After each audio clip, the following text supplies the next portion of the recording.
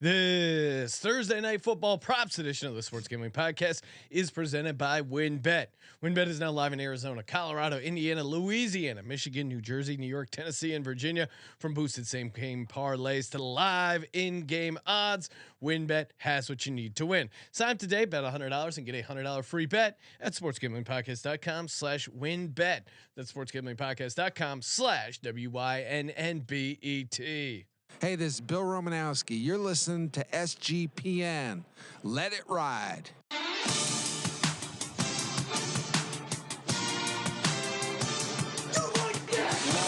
Cox. He's one of those guys who will get penetration.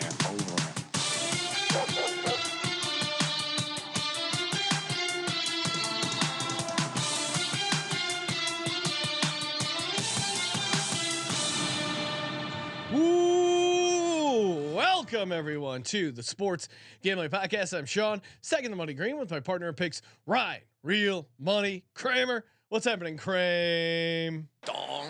Let's not make a huge deal about it. But before this season, before the season of the first touchdown, we didn't do a Thursday night prop show. Oh, Sean. wow, Ryan. Good point. Sometimes you must create to giveth back. We are paving the way. We're going to talk our favorite Raiders, Rams prop bets. We got a special guest coming up. But before we do that, of course, WynnBet, baby. Bet big, win bigger with WynnBet. I mean, get our hammers out, get our saws out. We're going to be building our own bets. I got a couple I like. Man, this is a potentially very ugly game, but very interesting game right now. Raiders laying 6 at the Rams over at WynnBet. Total sitting at 44.5. Still some confusion on who is going to be the starting quarterback. Looks like Wolford, but who knows, Ryan? Who knows? Of course, you want to spin that parlay wheel. You want to build your own bet. You got to do it with WynnBet. SportsGamblingPodcast.com/WynnBet. SportsGamblingPodcast.com/WynnBet. Bet big, win bigger with that sweet $100 free bet. And of course, as you know, offer subject to change, terms and conditions at WynnBet.com. Is 21 or older. The president of the state where play through WynnBet is available. If you're somebody who knows a gambling problem, call 1-800-522-4700.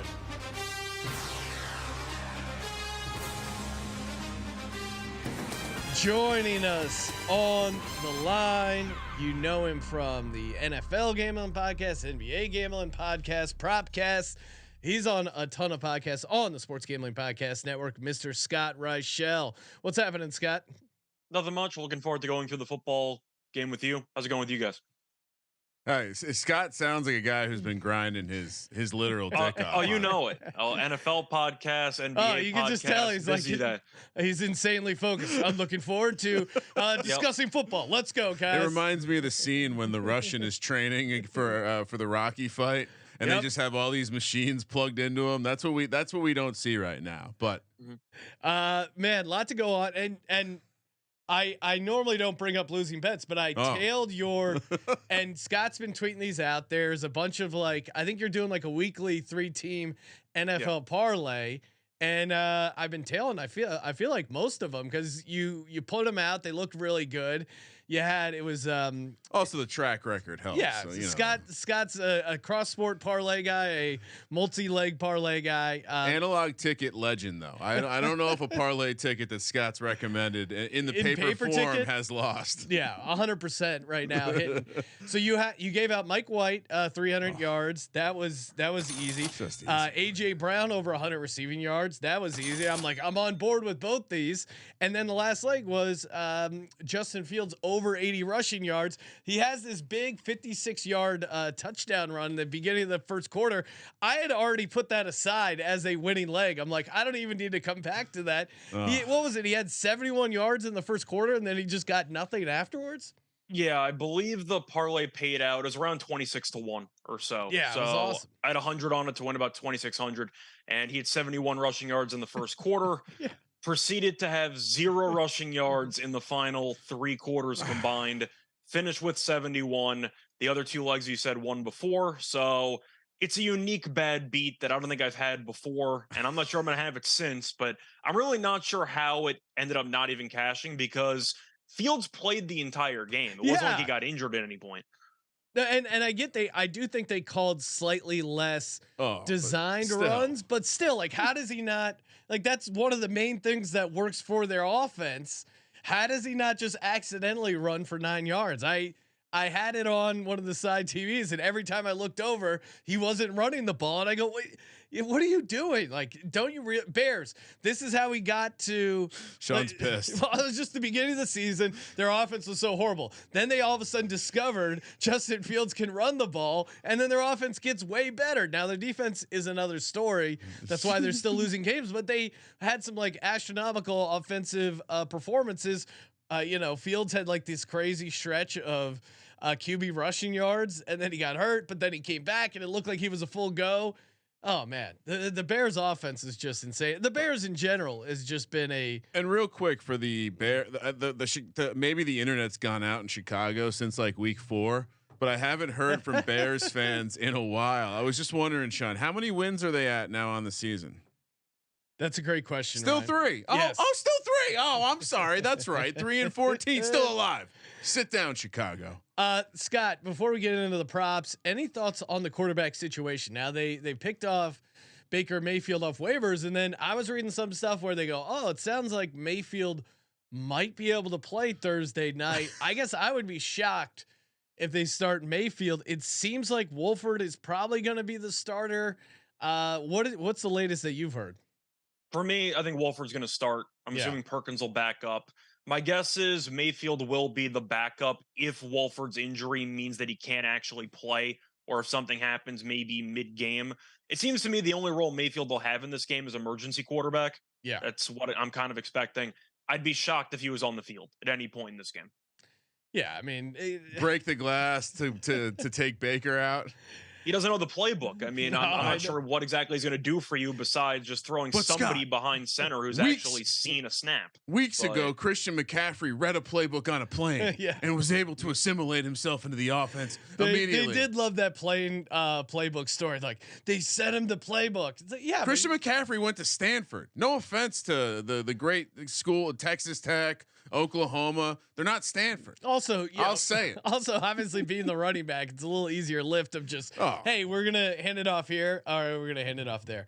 I would be really surprised if we see Baker Mayfield in this game. And Wolford hasn't looked horrible. He looked he's somewhat decent, I think, in that Seahawks game. And I'm kind of, my props are, and basically Rams stuff are based on him being the starting quarterback. But the Wolf of Wall Street. The Wolford of Wall Street. Ryan, why don't you kick things off? What's your first prop? Why don't you go somewhere else? Because everything just goes somewhere. Go to Scott first. I'm having some technical difficulties here. Ryan's dealing with some technical. I'll start. Give me Tutu Atwell over 25.5 receiving yards.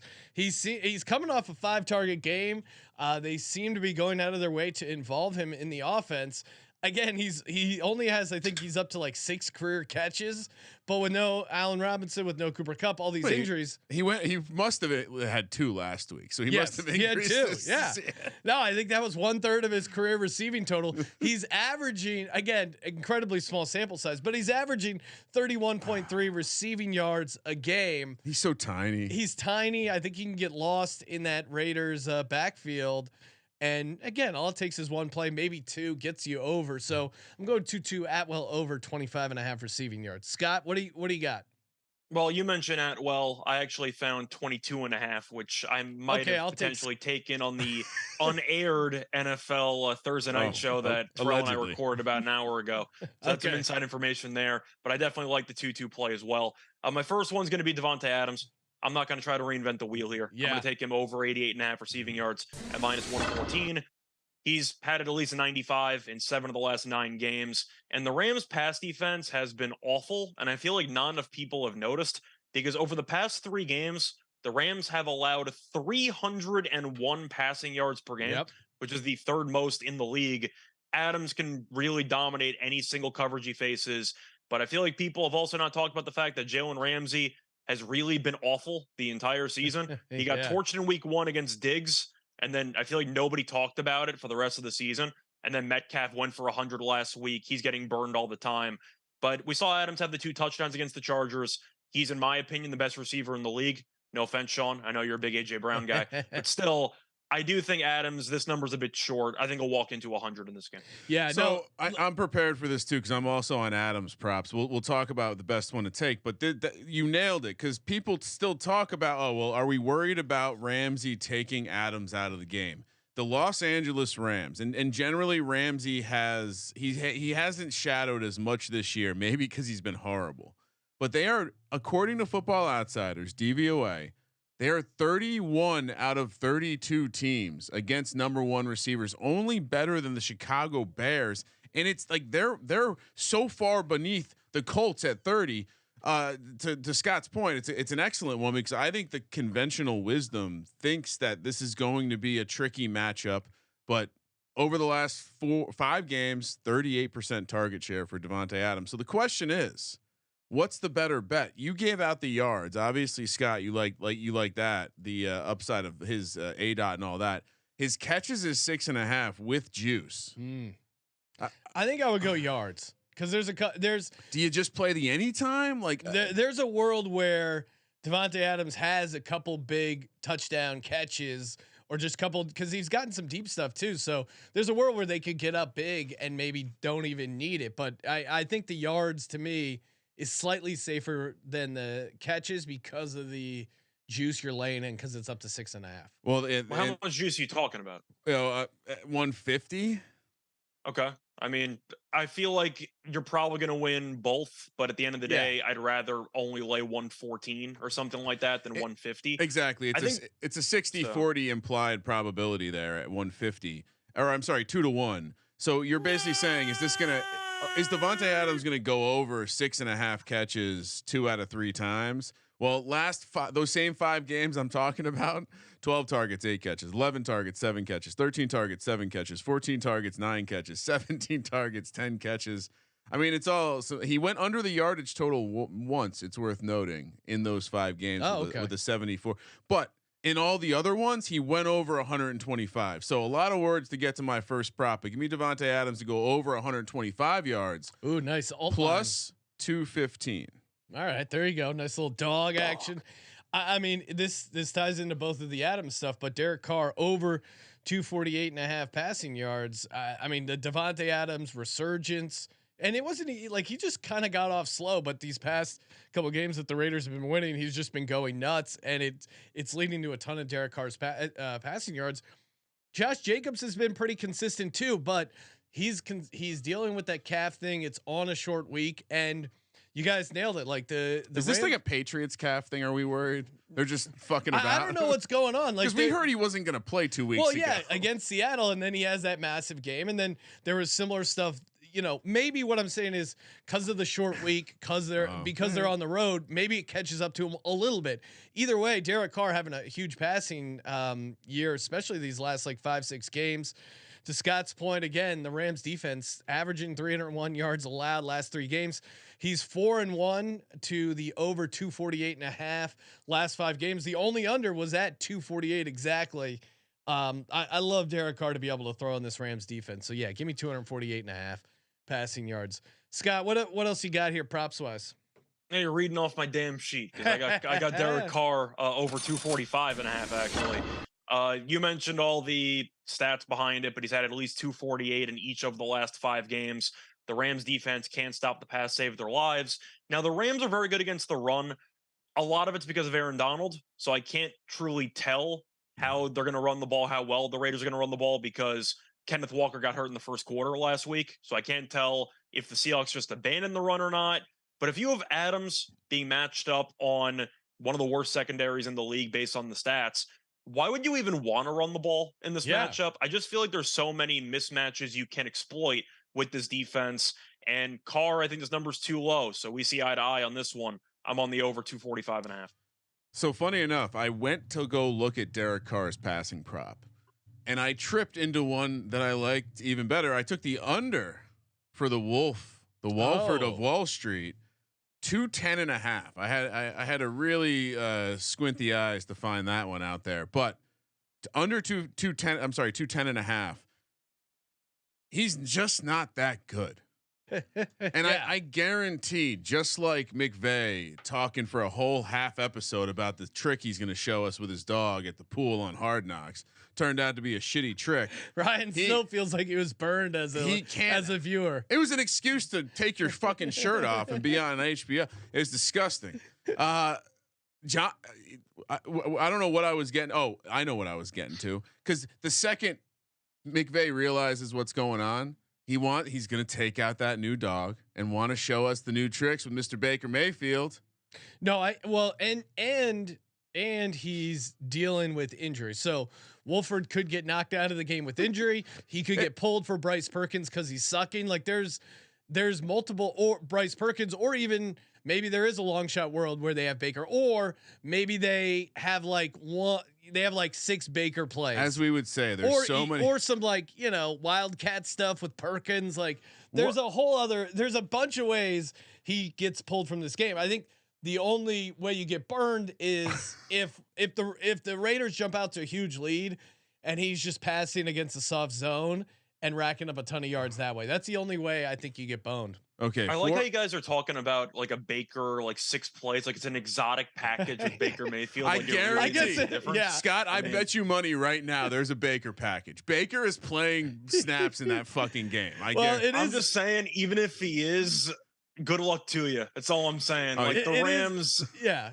I don't really understand the signing in general, to be honest with you, because they signed Stafford to a big contract. I don't really get it, but maybe you'll see him. I'm sure you'll see him on TV. I'm not sure he's going to be on the field or not, but I'm sure they're going to show him on the sideline occasionally. Well, but, like what a package for like 5-6 plays. Like McVay loves. It doesn't matter. Like I don't see that happening personally. McVay is in 10 years. This is going to, assuming he doesn't leave to go to media right now, but we're going to look back at McVay and be like, assuming he has enough time to do it, and he's going to have that John Gruden in him, where he always wants the next quarterback.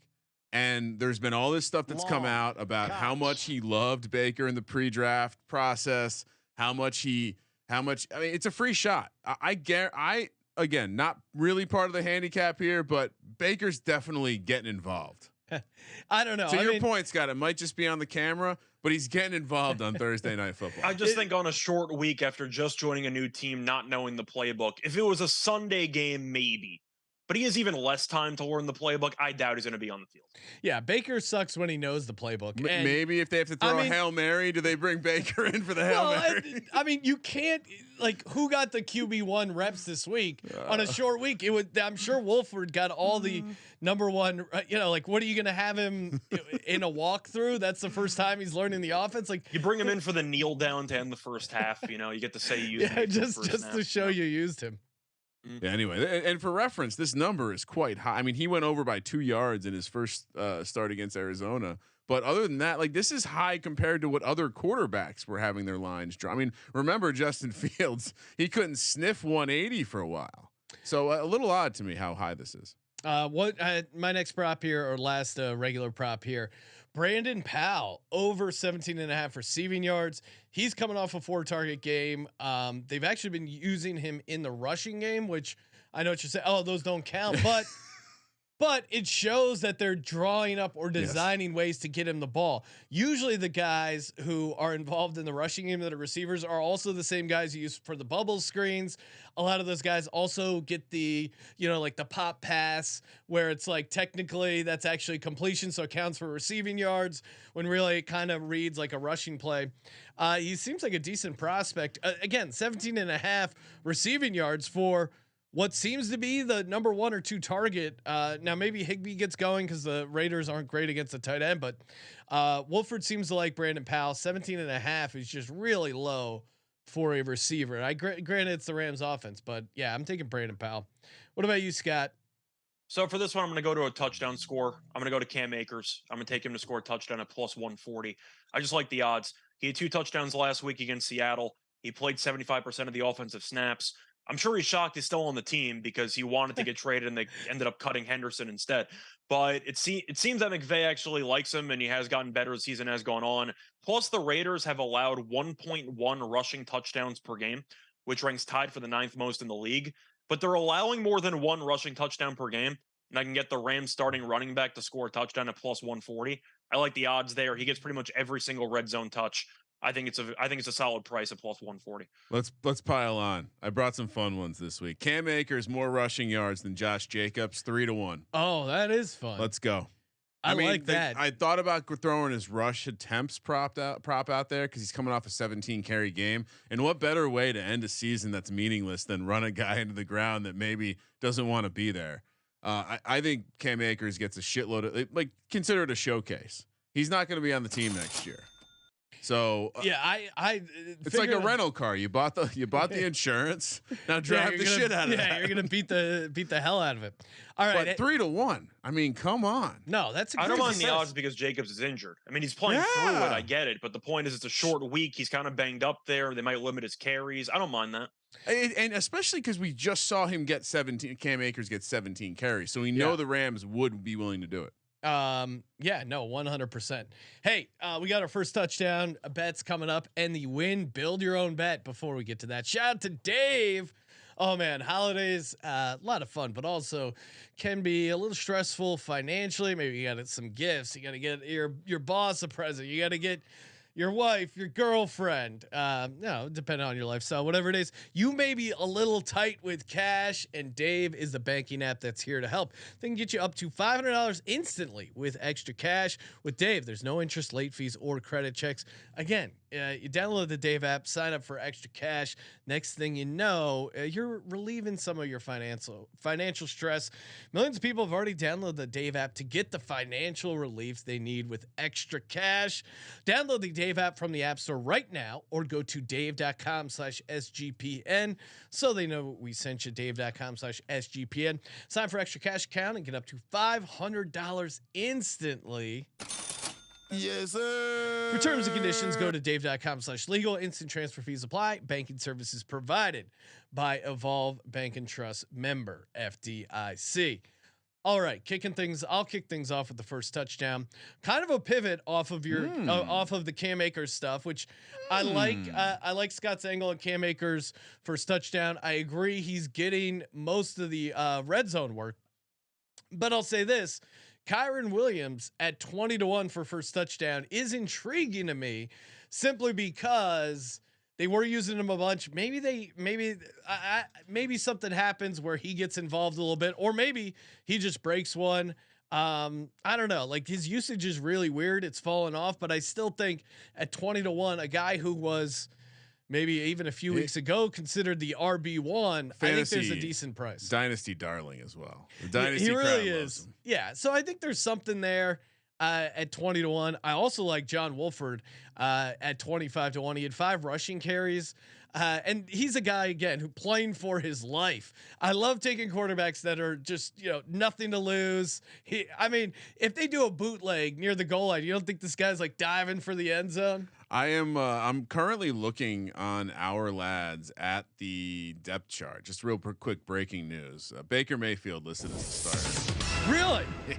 I mean, I don't think that has anything to do with if he's going to play, like who's playing, okay. But just worth noting. Well, and obviously, wait on the Wolford first touchdown, because I do think Perkins or Baker's first touchdowns could be interesting too, depending if there is some late crazy swap. But I'm projecting Baker to be the starter, and then Brandon Powell. I'm coming back at him. He's had a decent number of catches so far this season. Like, even before, like all the way back to that Carolina game, he had 4 for 27, coming off a 4 for 39 game. Still hasn't gotten in the end zone. He does have 2 career touchdowns, so I think he's kind of a fun, decent sized shot here at 22-1. The only one that I like on the Raiders is Foster Moreau, 14-1. Like, the rest of the other first touchdowns were just a little too chalky for me. I mean, Davante Adams, you like him, but at plus 450, I don't know. I'm not touching it, but that's like a 12-point dog on a Sunday. That is true. But if you're playing multiple ones, you got to do better than 450. Do you? I think so. Yeah. Scott, what do you got for first touchdown? What's your strategy here? So for me, first of all, I ended up going with Moreau as well at 14-1. Yeah. I was trying to find just defenses that have really struggled against specific positions, and the Rams have been awful recently against the tight end position. Yep. The Rams have allowed 1 touchdown to opposing tight ends in 5 of the last 6 games. So they just can't cover the tight end position. But it only became an issue recently. Like the first couple of weeks, they gave up nothing. And then in the last month or two, they've just been giving up a bunch of touchdowns in the red zone to tight ends. So I do like Moreau there. I actually like Mac Hollins at 12-1. I couldn't take Adams; it was too cheap, so I decided to pivot to another wide receiver. But Hollins been on the field a lot. He's played at least 96% of the snaps in each of the last 4 games, and he's been targeted at least 5 times in each of the last 4 games. I'm hoping the defense, especially in the red zone, might kind of overreact to Davante, maybe bring in an extra safety, put all the focus there. We've seen Mac Hollins be used in jump ball situations. He's a tall receiver. He's athletic. I think Carr could give him a shot there, maybe even just a jump ball just to see if he can get it. But I don't mind that at 12-1. You mentioned Brandon Powell. I was also leaning to him. In addition to the receiving portion, he also had some carries last week. And the underrated part, he returns punts. Yeah. So I do think that if you want to talk about a guy who could potentially score, then you have a hypothetical shot at a punt return. It's unlikely, but it worked for Peoples-Jones last week if you had that in the Browns game. So he's a couple ways to get there. I don't mind the value on Powell at around, what do you say, 22-1? Yeah, 22-1. All right. So going last didn't serve me well because there's not many ways you can play the Raiders. You can get cute with Carr. You can try I mean, even like a Zamir White, maybe he's the backup. He comes with goal line. He breaks the screen pass. He's only 15-1. It's just not worth it. So I'm with you guys. Actually, if you look at the Football Outsiders, like they're just dreadful against number 1 and number 2 receivers. Mac Hollins, everything you said, he's on the field. He's been given opportunities in the red zone before, but the real angle on Foster Moreau is he's the only other person to get red zone targets over the last like 5 weeks. And so I think Abdullah got one in that. It was like a random like pass play. But so if you really break it down, it's been a lot of Adams, and it's been honestly like Moreau has 5 targets in the red zone over the last 4 weeks, which isn't horrible. So good prices there at 12 and 14-1 or something there about. And then for the Rams, I am going to go Cam Akers first touchdown 9-1 because again, starting running back who is almost certainly going to get the look if it's there, like play call wise as well. 9-1, good play. And then because I went a little chalky there, we'll go way off the board. You gave out Kyron Williams. I don't mind that, but let's look at the guy behind him on the depth chart. Ronnie Rivers has been active, has not been getting many snaps or carries, mostly special teams. But if something weird happens, we don't see this much anymore, Sean. 100-1. Wow. On a first touchdown. Oh my God. Running back. Insane. He is a running back. Yeah, no, he could easily see snaps. 100-1 for one guy to score. And I looked, he was active last week. So let's there we go. Starting it up. All right. Now it's time to close it out with our Wynn. Build your own bet. Just go to sportsgamblingpodcast.com/WynnBet. Bet big, win bigger. Kramer, put your hard hat on. What do you got? Again, same thing. Oh, you're dealing with technical issues. I'm amazed the stream's working today. Apologies if there's any issues, but Scott, what do you got for a Wynn build your own bet type? All right, so I'm just going to tell you right now, it's not going to be a super big payout, but it's still around 8-1. Let's go. It's going to be 4 player props. I'm going to go with Cam Akers score touchdown. I'm going to go with Derek Carr 250 plus passing yards. I'm going to go with Davante Adams 115 plus receiving yards, and Cam Akers 40 plus rushing yards, and that pays out at 8-1. I like it. I mean, it's simple. I know you're looking for a 50-1 shot. No. I let you down. What I like most about it is how I'm not mad, Scott. I'm just disappointed. It's a little bit like that scene in Billy Madison where the kid pisses himself. And it's like I'm gonna throw water all over my pants to piss myself to. Yeah, no, I mean it. Again, sometimes we have to remind ourselves 8-1 would be what, like 20 points on a Sunday? 8-1 is a great parlay. And to your point, I struggled to find anything super crazy that even made sense because a lot of this stuff, like even as a guy who likes to play some of these 2 touchdown stuff, it's tough to find anyone on the Rams that give you 2 touchdown. And then the odds are so low on the Raiders guys, it doesn't really make sense. I'm going to kind of just go back on some of the guys we like for first touchdowns. I'm going to just do an anytime touchdown parlay with Brandon Powell and Foster Moreau. What's that that pays 10-1. So again, like Scott, I didn't go insane. This one feels very simple. If you do want to go insane, #Legends only. because I give an insane option, Kyron Williams, add that to there, and that gets it up to 60-1. But 10-1 is perfectly fine by me. All right, yeah. Kramer, what do you got? I was just trying to hit refresh to get the price. I'll give you the simple version because Sure. I don't think you need to get crazy here. Davante Adams, we mentioned the price, just not there when it comes to the first touchdown. But we're gonna play a 2 touchdown player parlay here. Again, still don't have my hard hat, so got to be careful. But Cam Akers, Davante Adams, you tie them together. What do you get? 40-1. Wait, what? 2 touchdowns each. Oh, 2 touchdowns each. Okay, I thought you were going to do any. I thought about doing the yardage stuff again, like I did last week, and getting it up to like 150-1. But which, all right, we should add in the Adams yardage. Let's throw that. You in. may as well add in the lowest yardage options because I don't see either of those guys getting. How do you get 2 touchdowns without hitting your like low alternate? It doesn't do much though. Yeah, it doesn't give you. I was going to say the only time that happens is Travis Kelce on Monday Night Football, right? Yeah, exactly. 7 catches for 11 yards and 4 touchdowns. What did he have? Yeah, did he have 4 touchdowns in that one game, or He was had it 4 touchdowns. He had, I believe it was 4, and I think he had like 30 receiving yards, and it's one of the weirdest stat lines of all time. It's almost like you said. It's almost impossible. Yeah, 4 touchdowns, 25 yards on 7 catches. How does he have 7 catches and only get 25 yards? That's insane. His ADOT was very low, Sean. Yeah, that's a crazy. Imagine if you took that. Imagine if they. I think most of these places don't let you put in unders on same game parlays, but if you took like 4 touchdowns and then under of 30 yards receiving, The counter correlation there would just would be insane. delightful. Yeah. All right. So Kramer gave out I'm his giving DGen. double touchdown. Scott built his own bet, and we're ready to roll. Hey guys, check out the store. Got a ton of good holiday stuff going on. Get some sweet slaying bets sweatshirt. A very inappropriate Rudolph sweatshirt as well. Tons of great gear over there. Youngest daughter loves it. Oh, really? Okay. Doesn't get the message, but loves it. Well, probably good. She doesn't understand the reference there. You'll have to check out the store to get the full joke there. Sure, not to get on a soapbox real quick, but the fucking songs they play on the radio, talk about things she doesn't know, singing along to these songs, and I mean the things they're talking about. Thankfully, she has no idea what they're referring to. It's a different kind of poll. Scott, what do you got going on this week? I know you're always grinding away content, producing stuff. What's on your list?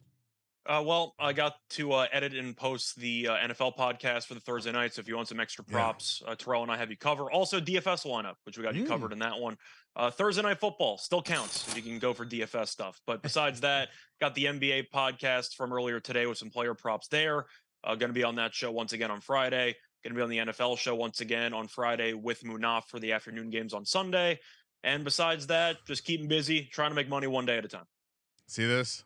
That's the American dream, Sean. Well, it is. We're living the dream here. Just getting to talk sports gambling. Always appreciate it. Make sure you follow Scott on Twitter at Reichel Radio. For the Sports Gambling Podcast, I'm Sean, Stacking the Money Green. Thank you for participating in the Sports Gambling Podcast. For the Sports Gambling Podcast, I'm Sean, Stacking the Money Green. He is Ryan. He's going to recycle this for a true American hero, Scott Reichel. There you go. All right, let's get out of here. Kramer, let it ride.